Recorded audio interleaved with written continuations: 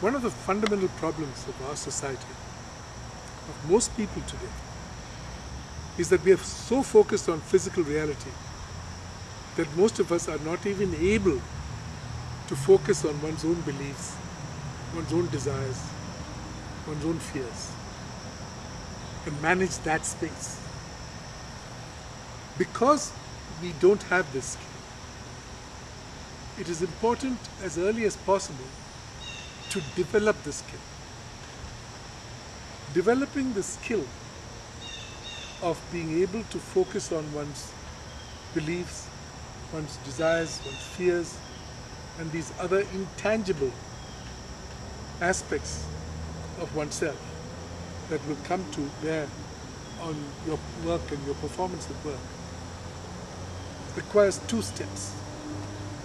The first step is to be able to step behind one's own feelings and one's own beliefs and one's own aspirations.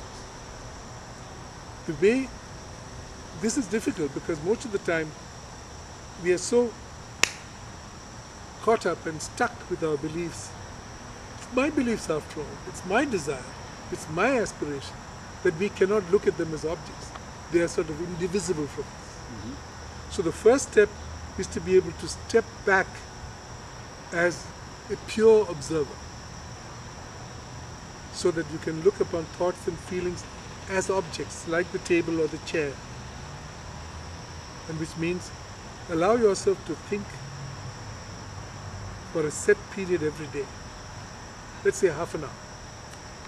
Take an extra half an hour to build the habit, to develop the habit of being able to focus on your feelings, your beliefs, your aspirations, by separating yourself as the observer from these contents, just the way you're already separate from the table and the chair and from one another. You have to separate yourself from what you used to think as my thoughts, my feelings, my beliefs, to beliefs that are present here, feelings that are present here, aspirations that are present here. So if you're able to give yourself half an hour every day, just for the purpose of developing the habit of being able to focus on these intangibles and become able to do so, after a few weeks of doing this every day, you'll be able to come into a meeting and become able to watch your feelings and your desires operating at the same time that other things are going on. And once you are able to do this, you can begin to be able to look at these dimensions of the other people involved. In other words, you make your reality more layered.